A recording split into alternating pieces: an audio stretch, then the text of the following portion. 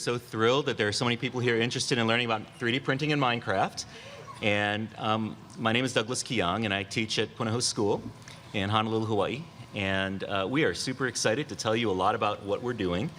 We want to encourage you as well to check out Minecraft Education Edition, which you can see downstairs. It's a great way for schools to bring Minecraft to their students.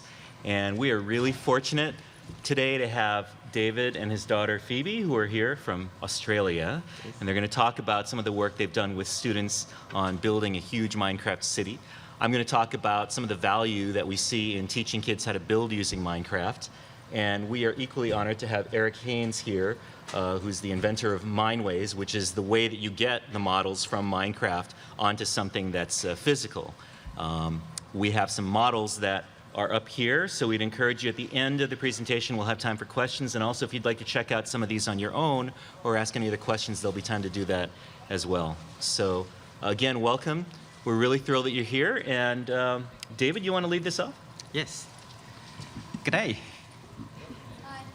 Hi. So we are from Australia, me and Phoebe, and we've been doing this Minecraft and 3D printing for a while now. And today I just want to show you one or two projects that we've done with children. So these are children as young as some of the attendants you see here, 5, 6, 7 years old. So it's, the program, it's fantastic because it shows how the children can use their creativity in Minecraft, and then they can actually 3D print out the things that they made in Minecraft. So these are the children that I work with, some of them anyway. So they range from 5 years old up to 12 years old. So it's pretty interesting to work with kids because you never know what they come up with. So a little bit of motivation, how we got started. One of the students that come to our class, he enjoys playing Minecraft. He says Minecraft is the best thing ever. So, and we did 3D printing as well, and he did say that 3D printing is cool, and you know, you can do all sorts of cool things with 3D printing, and that got us thinking, what if we combine the two and see what we come up with? So that's how we got started.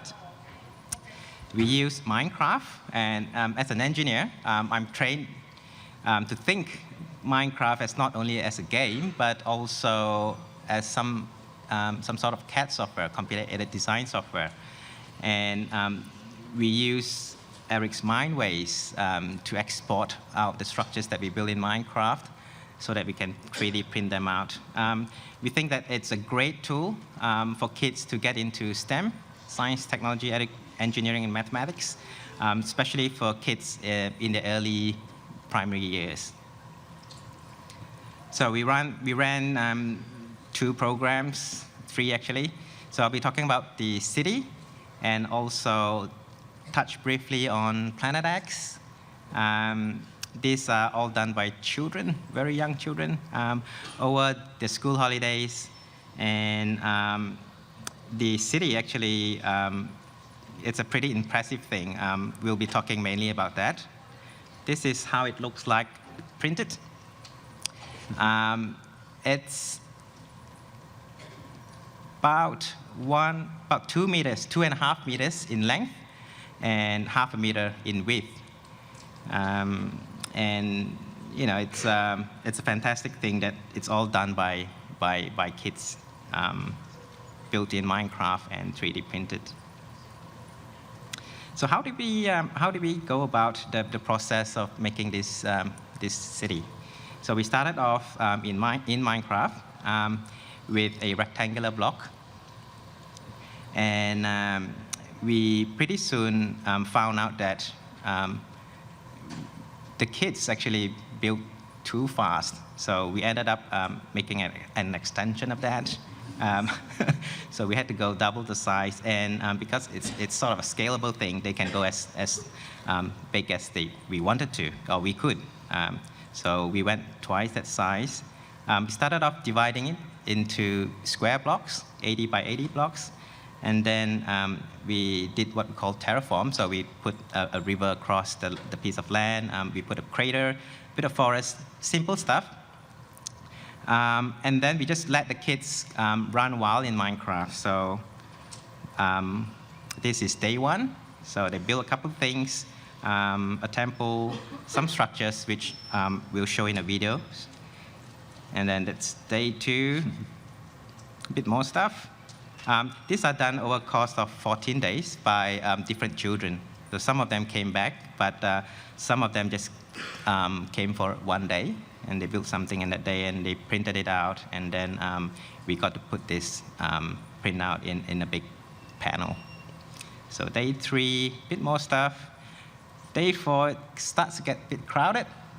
And by day 5, okay, we think that we need to extend the piece, so that's why we open up a new piece of land, subdivided that, and then they start building again. These are different kids, so they started building, and then we ran into trouble in day 9, so that's all sorts of havoc.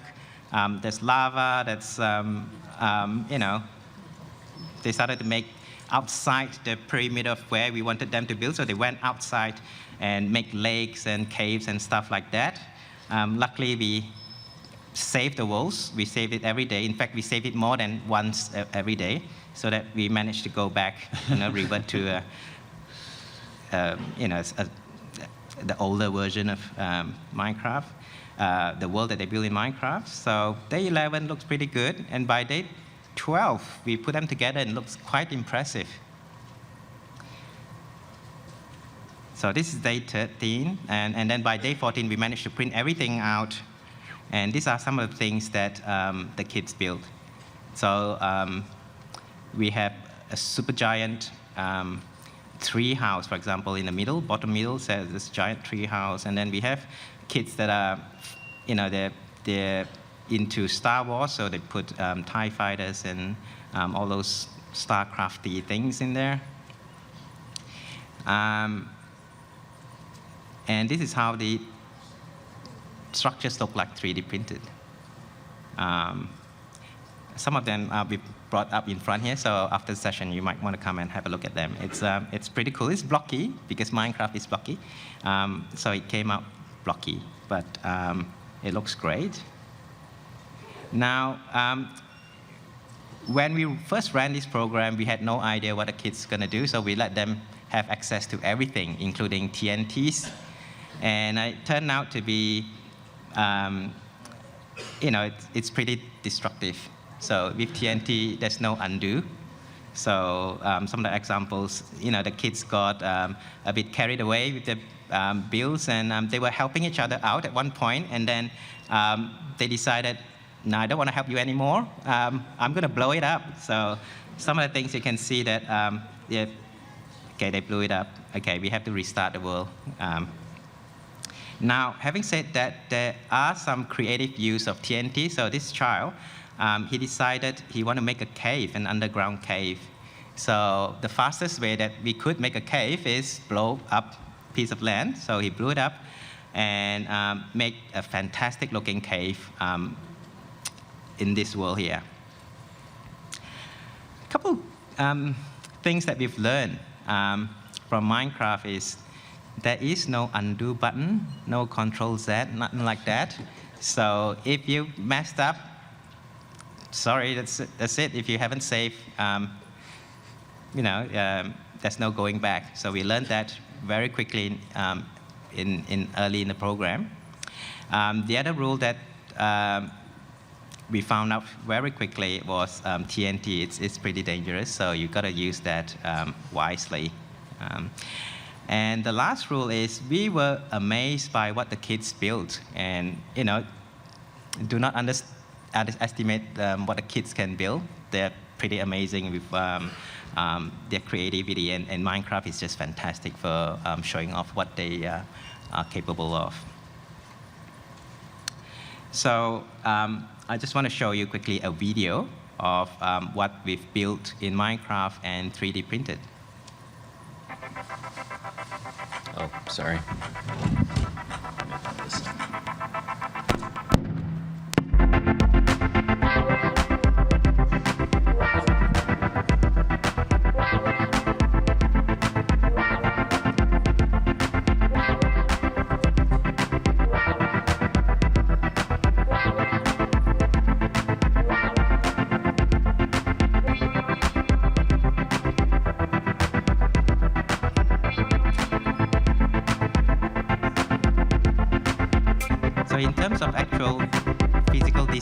we covered about 2 miles length throughout the entire city.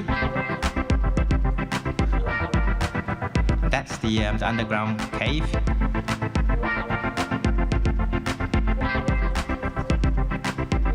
We didn't have access to nice powder prints, so these are all FDM-based printed structures. So they've come up with they came in a single color.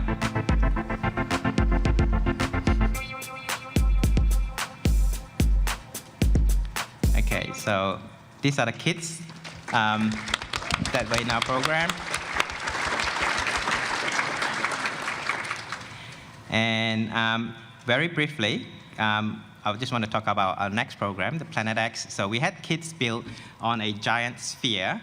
We pretended that it was a planet that they have to start building on. So it was a bit challenging compared to the first one where everything is flat. Okay, the building itself is challenging because if you have ever tried to build on a vertical surface, you find out that very soon, very quickly, it gets very hard to know where you are. We also found that Minecraft has a limit. It has a limitation of 256 blocks high. You can build as millions of blocks wide, but you're limited to 256 blocks. So that's how our planet, the size of our planet was, 160 blocks. And we learned that we should limit the use of TNT. So for this time, we sort of put a rule that we are not allowed to use TNT. But you know what? The kids they had fun anyway without TNTs. So this bunch of kids here, as they are building on the planet. Let me see if I can get this video running. Oh, yes. Let's go. Okay, now we have to... This is the planet for the water slide. This is planet water slide. Planet water slide. Planet water slide. Planetary water slide. Whoa! It hasn't even reached the void, and I just flew away. So they put a boat, a ship on, and then they ride down this giant water slide on the planet. So they had heaps of fun. And this is just a video showing the final outcome of the planet. So these are builds that they made.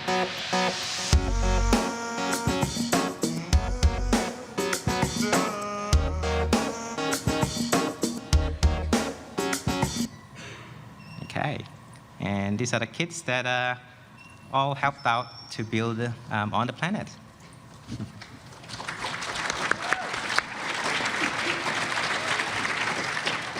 Okay, I think I went too far. Okay, so I'll pass it to Phoebe now. So my name is Phoebe, and I help my dad with his 3D printing Minecraft class. And I'll be talking about what we've learned in that program. But first, I want to show all of you a video, and this video explains about the 3D printed city that we all made together. And it took us 14 days to complete it, made by 21 children. Name's Joseph. His name is Austin. His name is Ernest, and his name is Phoebe. The entrance to this big city is a huge signpost here. And once you enter it, there are many dragon monuments, like these here, a floating pig, a floating temple, and there's this structure over here that's supposed to be a helicopter pad. Down here we have what's supposed to be Area 51. Some people built structures in that. And in this land, there's a huge river intersecting through all the structures. Many people used bridges as transport across the river. There's also many structures on this side of the land, such as this roller coaster here, 2 small towns, a hot air balloon, and a huge golden building. I built this because I think an airplane could fly all over the city and see everything. And also, I built this bridge so people can cross it. And also, I built this for the horse house.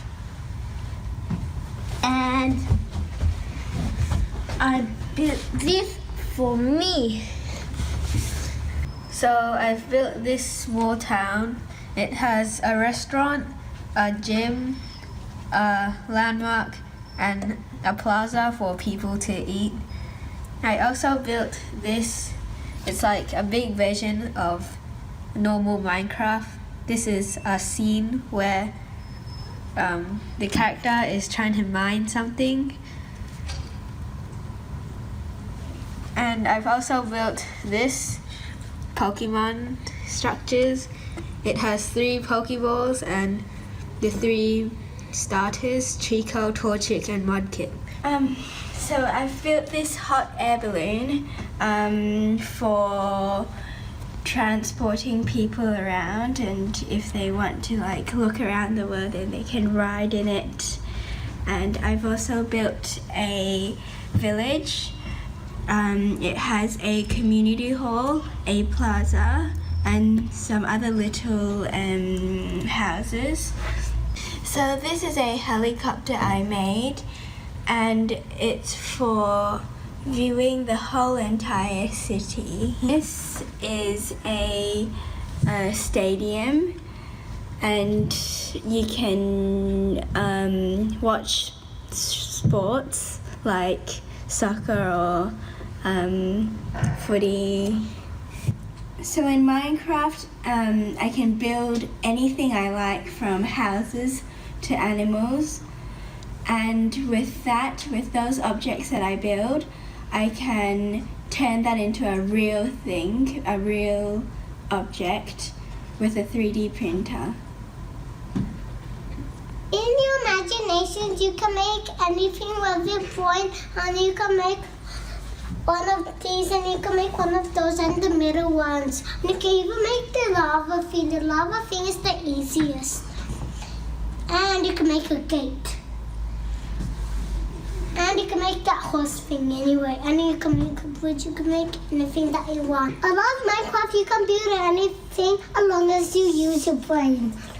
And make anything, and you can print anything in the 3D printer. I love 3D printing.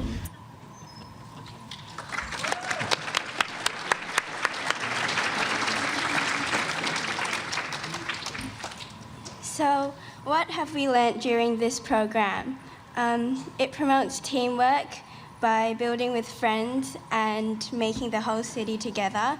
So, let's say if I want to build a hotel and I know how to build the outside of the hotel, but I don't know how to. I don't know what to put inside the rooms of the hotel, then maybe I can ask a friend to help. Or maybe if I want to build the hotel faster, then I can also ask a friend to help. Next. We learn to show our creativeness by using our imagination and transfer it into the Minecraft world by placing blocks down. And there is no limit to what we're building. We can build as high as we want, as big as we want. We can build underground. And being creative means that we can use all different types of blocks like stone, wood, or even dirt.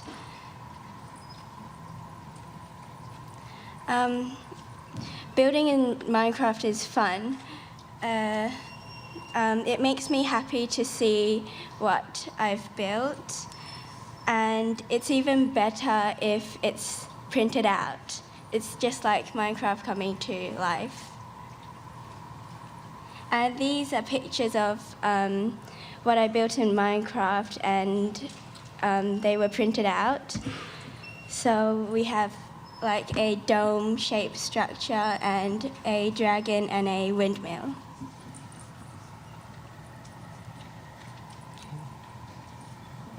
Thank you, Phoebe. Appreciate that. Good job.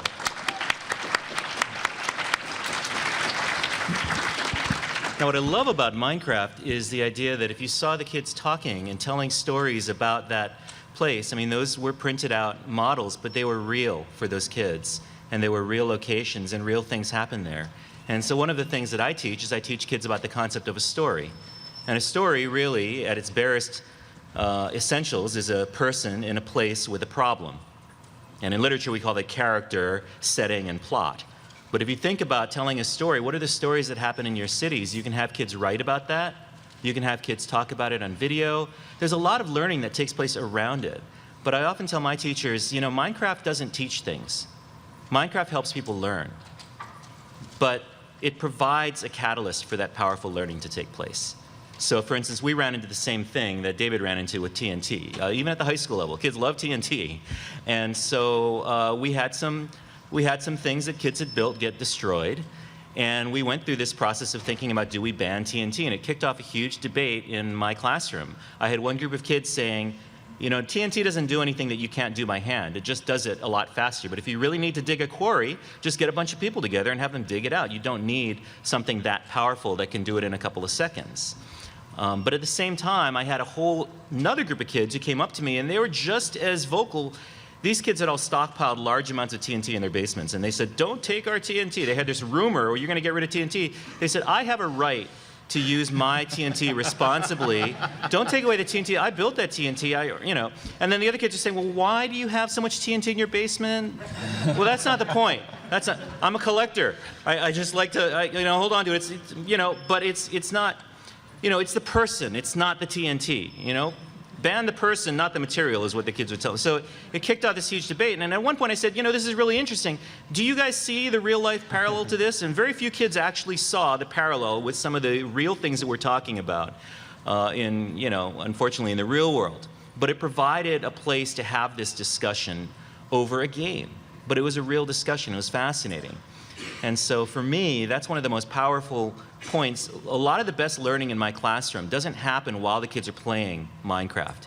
It happens when their laptops are closed and we're processing and we're talking about that, because there is no undo. And if something gets destroyed, we have to face the consequences of that. We can't just roll it back and pretend it didn't happen. And that's, I think, good training for life, because in life there is no undo. There's certainly been moments where I wish that I could just suck those words right back into my mouth, and you can't. Right? If you say something or if you do something, there is no undo. But Minecraft's a good way to introduce those ideas to kids so that they start thinking about the consequences that their actions have on other people. So thank you. Boy, I didn't even plan to say that, but so much of this kind of really speaks to me as a teacher, because what I'm trying to teach my kids, above trying to teach them content, is I'm trying to teach them to be good people and to make ethical choices. And those are just some of the skills that we're trying to build. Now, what I do in my classroom is I challenge kids to do two things. I challenge them to build stuff that already exists, and then build stuff that never existed before. And I think when you give kids challenges to build things, there's a lot of good learning that happens, even if you don't decide to 3D print it. We do 3D print a lot of the stuff that we produce just because it's really neat to have it. But I wanted to give you some ideas about some different kinds of things that you can have kids working on. So if you think about the idea of, okay, let's build a famous monument, that's what I call a structured challenge. If it's not there in real life, you can't put it in the game. You have to build it so that it looks right. And we've had kids build things like Notre Dame Cathedral. These weren't my kids, but you know, they built, you know, the cathedral, the Eiffel Tower. There are real lessons that you can get into about ratio and proportion and scale. We had our kids model the entire Punahou campus in Minecraft, and it's pretty amazing. It actually feels like you're walking through the center of campus. But my kids said, well, when we first built it, it didn't feel right. Like we built the buildings, we took pictures, we built it so it looked, the buildings all looked the same, but when we put it on campus, it didn't look right. And that's when we realized that our entire high school campus is built on a slight incline. And we never notice it regularly when we walk around. So they basically took the buildings off, they actually backed the buildings up, and then they built the incline, and when they put the buildings back on, then it felt right. But that was actually something really interesting. None of them had observed that before, but using Minecraft helped them to kind of talk about, this doesn't quite feel right, you know, why not? And sometimes there are compromises you have to make when you're building to make something feel right in some intangible way. So the other thing we'll ask kids to do is give them a creative challenge. Build something that has never existed before. So build the kind of house that you want to live in. There's a really great book that we use in our middle school and our junior school that's called Andrew Henry's Meadow. And I remember this when I was growing up. I think it was written in like the 70s by Doris Burns. And it's a wonderful story because it's about these kids who run away from home and they build their own. They build every house they build is slightly different. And it's, you know, one kid loves boats, so he builds a house on the river. Another kid loves rabbits, so he builds an underground house. Another kid loves birds, so she builds it up in a tree house.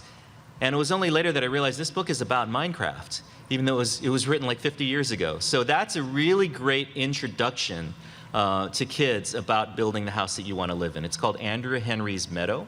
Check your library, see if they have it. But when we challenge kids to build houses, we get all kinds of different things. Kids make lava floors, they make all kinds of things. And I think it's important to pair assignments between, if it's not there in real life, you can't do it, versus build anything that you want. We're not getting into ratio and scale here so much, but we're giving kids that creative outlet. And then we can use programs like MineWays to export them into files that can then be brought into a program like Blender, for example, that will actually render these so they look like photographs. And so what we'll do with our kids is when kids build their houses, what we'll do is actually render them out. And it takes a little bit of time to render each one. But I gave my kids a calendar, actually. We made it one of those photo calendars, but each month was a different kid's house. And we kind of gave those out as little gifts. And so that was kind of a nice thing. And then some of them, kids could take that same file and go ahead and print it out in real life. Here's another example of a structured challenge. So my kids, one week, we were staying with their grandparents, and it rained like the entire week. And so I challenged them to say, okay, well, can you build our house in Minecraft? And it was really interesting, all the different things they had to think about to make the house kind of feel right. How do you get that right feel? And in a lot of cases, they had to make choices. Like the couch, they don't have a striped couch, but they used watermelons, and that kind of looked right. You know, and in some cases, they measured stuff out, and they built the hallway to scale, but it felt too long in Minecraft for some reason, so they had to shorten it. Even though it wasn't accurate in terms of scale, it felt like walking down the hallway. And what was nice here is they were pacing off down the hallway and seeing, you know, how it felt. And if you'd seen me and my wife kind of having the kids doing this, you would have said, we're the worst parents in the world because the kids are all on the laptops. We're not playing board games or doing stuff as a family. Why are they just all on their screens? But what they were really doing was they were comparing notes, they were taking photos, they were arguing and debating about what should go where, and there was a lot of rich collaboration that was going on. Even though they were both looking at screens, they were involved in this sort of real-world type challenge. And so these are just some examples of building challenges that you can give kids that I think emphasize a lot of the kinds of skills that we're trying to build. We're trying to give kids skills not only in measuring and comparing, but also skills in collaboration, in compromise. I mean, this is how we make kids who are better citizens and understand what it takes to work together in a team. So this right here is a castle that I had made in Minecraft and then actually printed out. We went to a company called Shapeways. And Shapeways.com there's one company, there's another one called Sculptio. I actually wanted to print it out in full color. There's a great company that's actually down on the expo floor right now called Mod T. They'd actually do a 3D printer for a few $100s, and you can print these out at home. And I think as you saw, you can come out with some really effective looking sculptures that they don't have to be in full color, because a lot of it is the story and the imagination behind it. But if you want to go with full color, you can get some really neat examples here. One way that I really got into 3D printing was Sterling Babcock is a guy that created a house called Solomar. And unfortunately, Sterling was not able to be here. But we used Eric's software to actually print this thing out through Shapeways. And so we got the file, the project file, and sent it through. And what's really neat about this house, and we have the house up here, it's only about this big. Every single block in Minecraft 1.7, I think, is actually in there.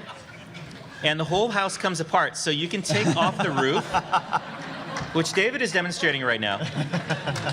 And you can actually take off the top, and you can look inside, and you can see the nether, and he's actually put in one of each kind of block. So it's kind of fun to go through there and kind of see where are all of these different blocks. So after the presentation, if you'd like to come up and take a look at it, please do.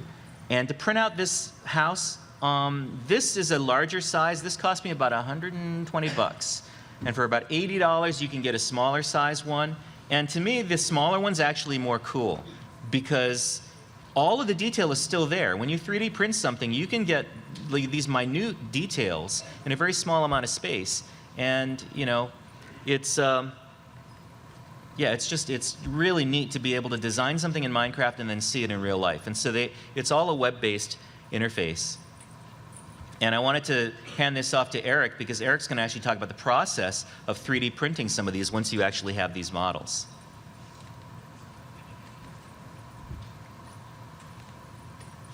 Eric? Great. Thanks very much, David. Douglas. Yes, I know who you are. It's been a long MINECON. Yeah, no, he talked about some of the things I'm going to talk about too. And so who am I? I'm Eric Haynes. I work for Autodesk, which is a computer-aided design firm, but and do computer graphics software for a living.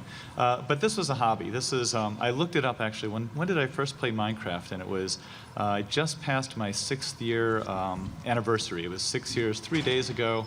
But I, you know, and when I do crazy things like this was actually handmade. I used a friend's program. We had our own little private server. We were all total addicts, computer graphics nerds and mechanical engineers and so on, and had our own little, you know, thing. And so we would just build crazy stuff for each other. So I put down the 17,614 blocks in this, but who's counting? You know, for this model. And I used a program that basically took a model and gave slices and told you where to put the blocks. I'm not that creative or anything.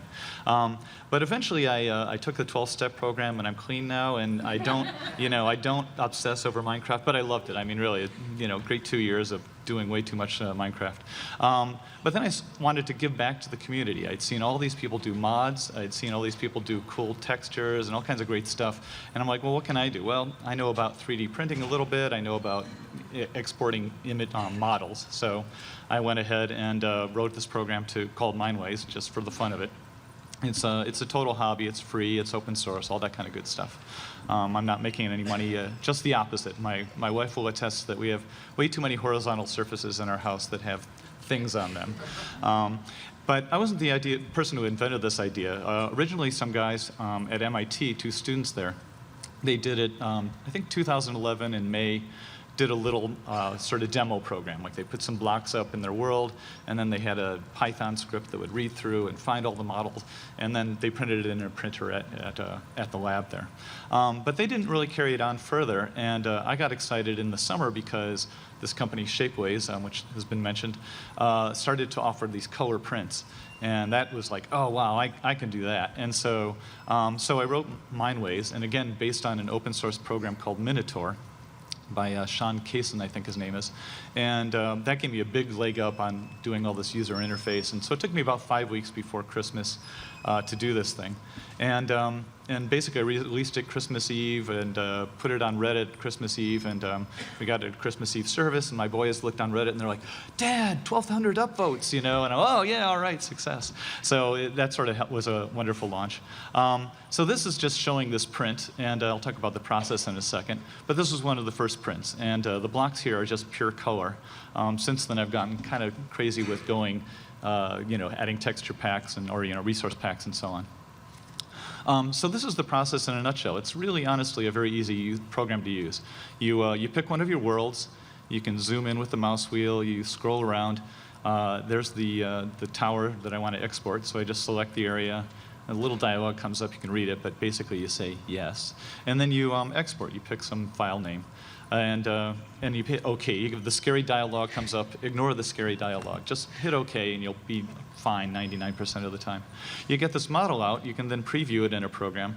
This program's called G3D, and I link to it from the site. It was actually, in fact, written by one of the players in our world, who's a professor at Williams and does consulting and whatnot. And he gives a very nice rendering of these Minecraft models, since I keep bugging him for new features. So the other thing that you can do, though, is send it to the printing, you know, send it for a printing format. And that does a little bit different kind of thing, but again, it gives you this model that you can then preview in various programs. So here I'm using this one called MeshLab, again, another free program. You'll notice here what's interesting is when we zoom in, things like the torches are not torches anymore. They're very tiny there, but they're just kind of flattened out against the walls. And that's because, like a lot of 3D printers, they really can't do fine detail without it breaking off or snapping or something. So I try to sort of just go for pure blocks at its simplest when I export, so that it's not really fine featured that will have problems really printing. And that's really it in a nutshell. You get these files out, and you either just send them to your home printer, or you can upload them to various printing services, which I'll talk about a little later. So these are some of the examples. This was, if you look closely, you can see it's Minecraft Alpha. We were way back in the days when you couldn't even die. It was kind of fun. But anyway, so this is another one by the guy who did the Eiffel Tower. He did a Sentinel Castle, and we had that printed out. Another one I just found on Planet Minecraft. I love this world in a bowl. It's sort of, it's like Minecraft in a little, capsule. It's just like, this land and the, and the trees and the water and so on, and very small little kind of print, very nice. So some of the things that the printing software actually does for you is, well, for example, Douglas showed a model earlier of that Eiffel Tower, that they had a very elaborate Eiffel Tower. But if you look closely at that model, a lot of the blocks were just connected by edges, so that if in the real world you built something that was only connected by edges, it would just fall into a bunch of separate blocks, right? So what the program does is it tries to find those kinds of cases and puts the blocks there for you. Or what you can do is turn off that feature and just say, no, just check for me if this model's okay. And it'll tell you, oh wait, there's 2 disconnected parts somewhere in your model, and it'll give you a debug mode to let you go look at the model in different colors and see where the disconnection happened, so that you can go in and add more blocks to make your model nice and solid and not, not going to fall apart. The other kinds of things it does is hollow out the bottom of the model. Like, so it'll sort of say, oh, this is all stuff. Well, it's all blocks, but I'm only going to really see the outside of this model. You don't have to print the whole model. You just want to print the outside for some of this. So it'll hollow it out. And this was a huge deal to me. I first exported this model with colors, and I was like, oh, this is going to be great. And then I uploaded it to Shapeways, and I went, $68? Not the price point I wanted. And so I found that by adding this hollowing algorithm, it came down to like $20-odd, and that was like, okay, phew, this project's not doomed for me. It won't totally destroy my budget.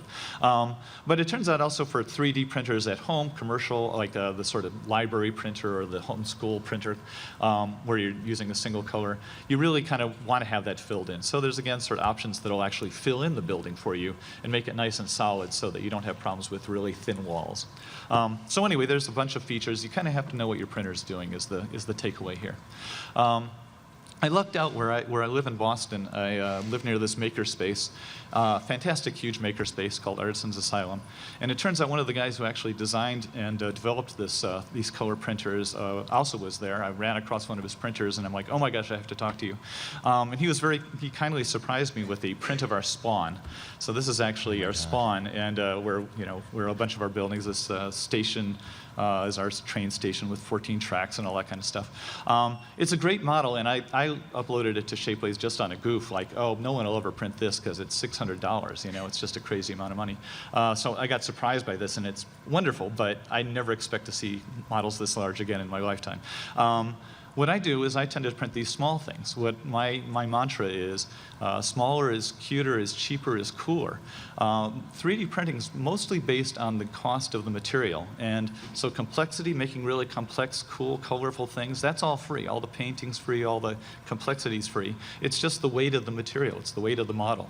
So if you build a block or if you build some elaborate, sculpture, they're the same price if they're the same number of blocks. So I encourage people to really try to build cool little models and then print those out. These are like, I forget, like $11 each or something. Not very much. And they're very small, but they're super cool because they're so tiny. You see all this detail. So these are just a number of models on the gallery of Mineways. If you don't deal with this subject at all, walking out of here, you're like, oh, I'm done with that, now I know. If nothing else, it behooves you to go to mineways.com and look for the gallery just to see some of the models there, because it's just cool what people have done. People have also done interesting things, like the guy who did the dice down there with the little various marks. He's also made like Braille, which I thought was really clever, a very clever educational, useful kind of thing, is that he, it's just like, oh, I'll build Braille and print it out, and it's perfectly readable, as it were.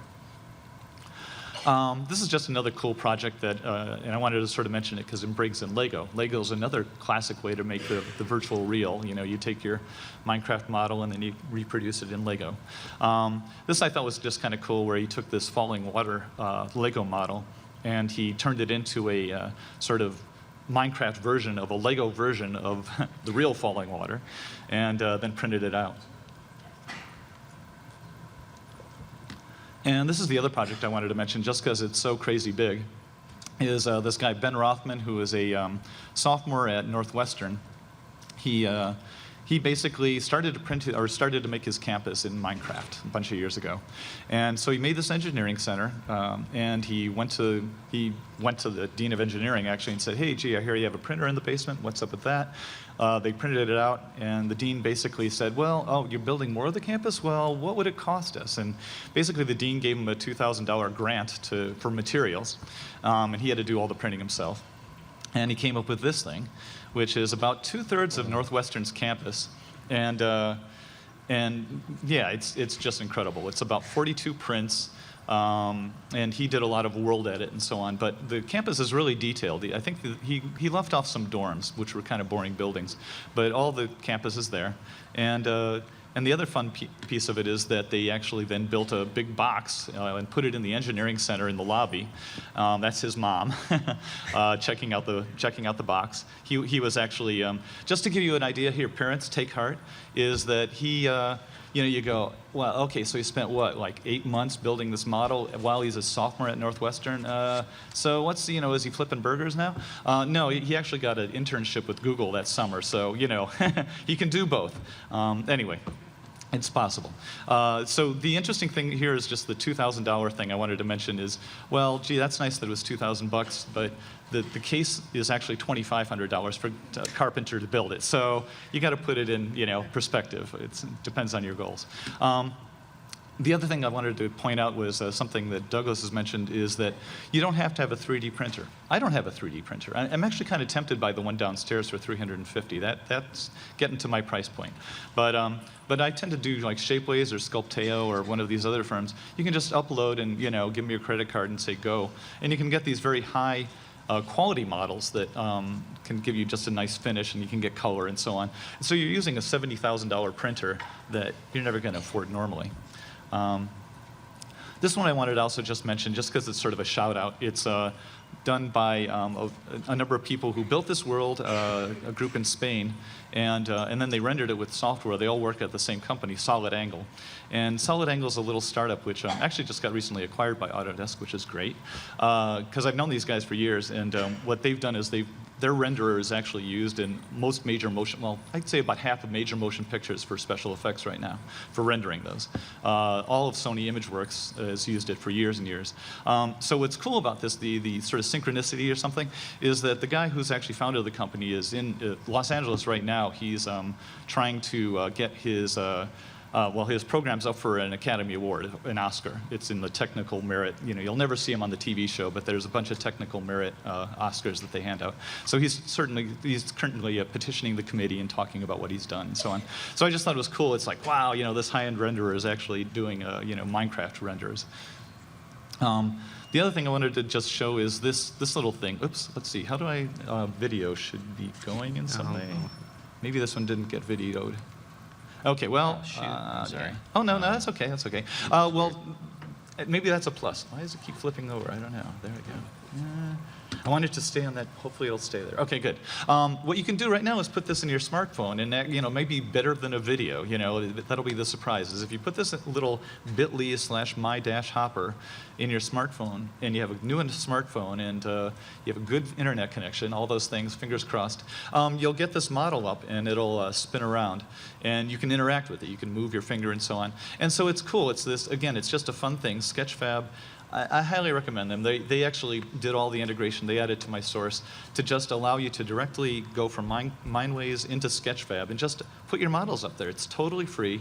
MineWays is free. Sketchfab's free for an account. You just can get your models up. You can annotate them. You can actually go to places and say, here's the king's throne, and here's where the water comes in, or whatever. You can make your model and make tours, basically. So they've had a lot of fun with that. They, in fact, I think they just announced, I'm not a shill for Sketchfab. I really have nothing to do with them, but they just had a contest, actually, of putting models up and annotating them. It's some Minecraft mystery contest or something. Anyway, go look online because you could win an Oculus Rift, so that would be cool.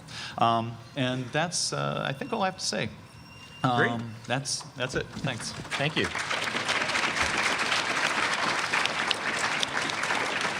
So I think we do have some time to take some questions. So if you could just go on up to the microphone, and we'll just sort of, we have microphones on either end, so you can just line up there, and then we'll kind of take them in turn.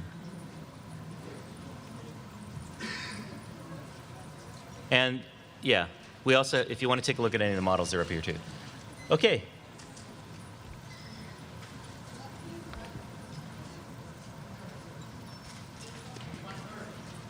Nice and loud, and I'll just repeat it. What do you recommend as the software we use to buy it? Like, that'll print it for us and send it to us. What's the best website or company or software to buy it from? Oh, okay. So you mean like if you wanted to upload the model? He asked what would be the best place to use to make the models. And my personal favorite is Shapeways, only because they're pretty quick. The Sculpteo is actually a little faster, but they're relatively cheap compared to Sculpteo. And so Shapeways is reasonable as good and cheap.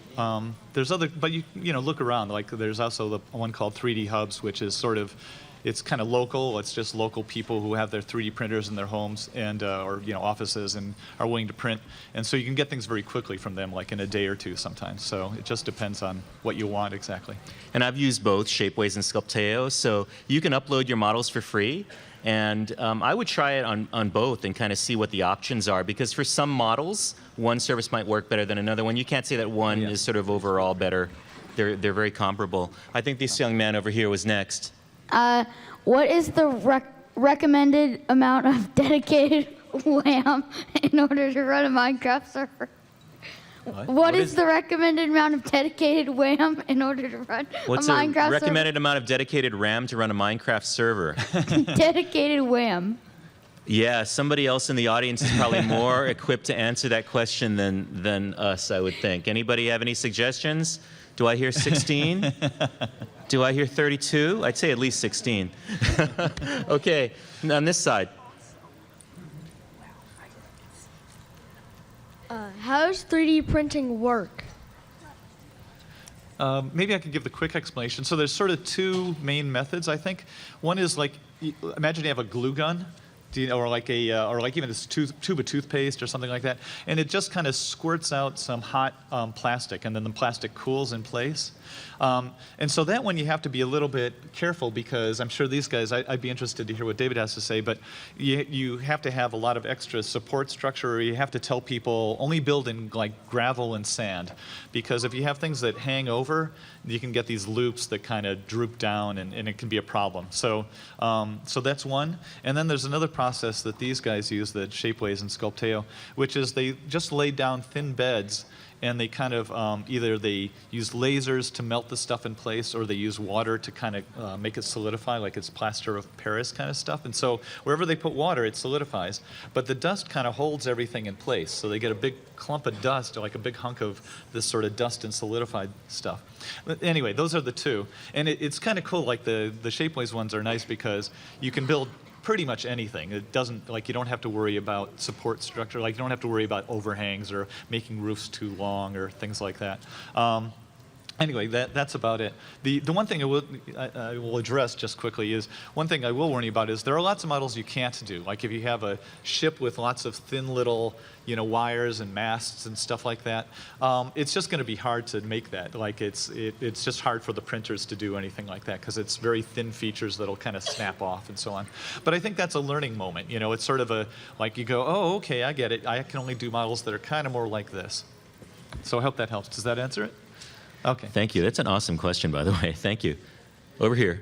Hi, Two questions real quick. The first one is, the simple one is do you have links to some of the things you talked about? Are they up on your website for some of the free tools and that sort of thing to go look at it? Yeah. I Okay. definitely have probably way too many listed as far as free tools. Just go to the sort of main documentation page and you'll see it in there. What's the Okay, address and to then your website? the other question is, do you have any recommendations as far as 3D printing for characters as well? Yeah, I again try to list a few things that are resources that I know of, and if you know if anybody knows of any, let me know, because I like to add them to that list. But I think there's a few companies that I don't know if they're still in existence. Like I know there was one called Figure Prints that would allow you to do this. Like you take a skin and upload the skin, and then they would print your character for you. But I don't know if they're, I forget who does that nowadays, but I've tried to keep a list anyway of other resources. Because like I say, I'm just a hobbyist, so I don't really, I'm happy to, and there's other companies that do some 3D printing kinds of things. So, I've tried to sort of keep a long list of who's out there. Thank you. I think there's a game called Infinity Blade. There's a game. Can you use this one maybe? There's a game called Infinity Blade. Have you heard of it? The third in its series allow you to print the characters from the game that you make. So yeah, you can just point the character that you make within the game and just send it out, and it'll come back to you in its printed form. Yeah, when you're in the Keong household, stocking stuffers were basically people's avatars that we then printed out. And that went over big. And my wife is from Cape Cod, and there is a lighthouse called the Nauset Lighthouse. It's very distinctive. Part of it is red, and then it's white. And we live in Hawaii now, and she gets homesick. So I made the lighthouse in Minecraft and printed it out. I exported it using Mineways, and I printed it out on our school printer, and then I painted it. And it's about this big, and she cried when she got it. She said, "This is the nicest thing you've ever given me." And I gave her an engagement ring too, but the lighthouse meant more somehow. So it's just, I think it's wonderful in the way that you can make connections with people if when you print these out. So, thanks. Oh, and you reminded me of actually one thing I did want to mention as just a technical thing, is it's if you have just a single color printer, I mean, that's again another opportunity for you to, let kids take the next step and paint it themselves. There are coatings you can buy. There's specific coatings you can buy for 3D printed material that allow them to, have paint that'll adhere to the surface. So look for those. Yep. I have just a couple quick questions. Douglas, one quick question for you is what do you use in your classroom or even at home in terms of servers for collaborative work? We run a bucket server. Okay.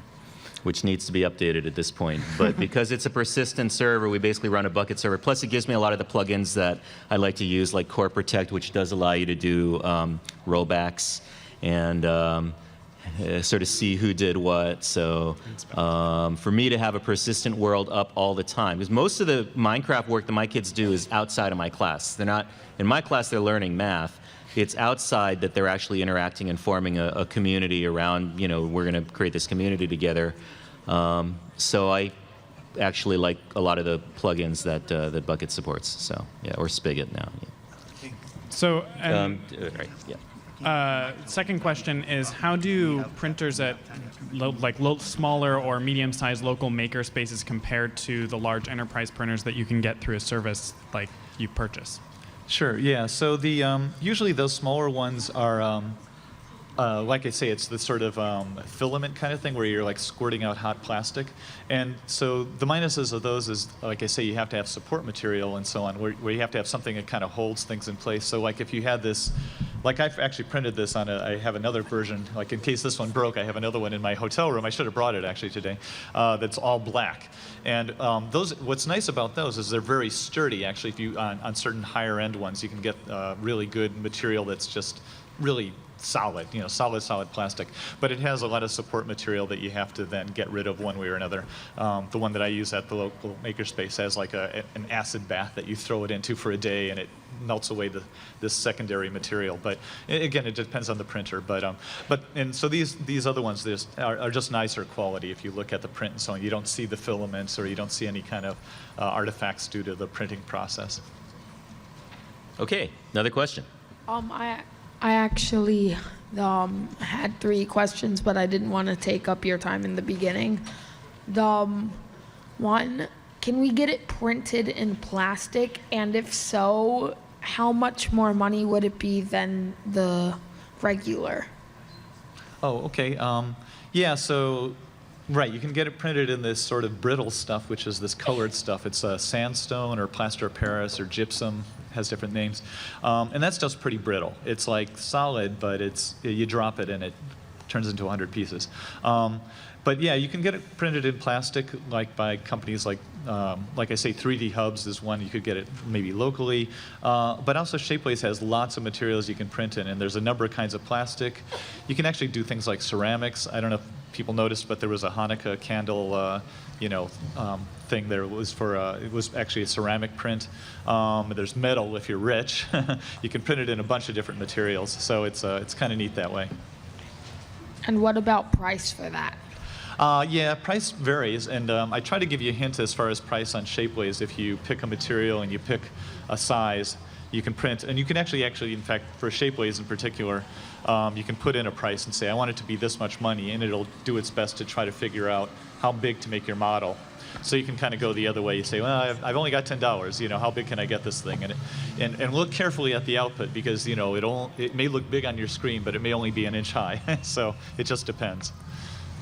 And my second question is, can you print stuff like item frames, banners, stuff that's in the item frames, or mobs? No, actually, that's a good question. It's just in that mobs I kept away from entirely. But like I say, I think there's other models out there that you can use to get mobs and so on. And the frames and so on, yeah, I forget what the data format is, but it's one I haven't gotten around to supporting these, the extra, like the banners and stuff like that. I haven't, and banners are just so super involved, as you know. I just said, nope, not going to do banners, not going to do signs, not going to, they're just way too much code behind making one simple banner, so. Will you be adding item frames? Because I know item frames basically are just as easy to make as most blocks, and just like one little small thing. Yeah, I know what you mean. I haven't really messed with that. I'm more interested in people building things and making their own objects, like not to buy anything from me, or not to just make a simple item and print it out. I'm more into them like really building it. So you could even build an item out of blocks and then just export the blocks is one way to do it. But yeah. I just want to add, Eric, that some of the kids make their own mobs with blocks. So like a creeper out from blocks, and then just print it out. So it's possible. Oh, that's true. Yeah. Great. Yeah, Thank you. saw One right that. there. Last question. What about the, I actually forgot to add this when I was saying like mobs and stuff.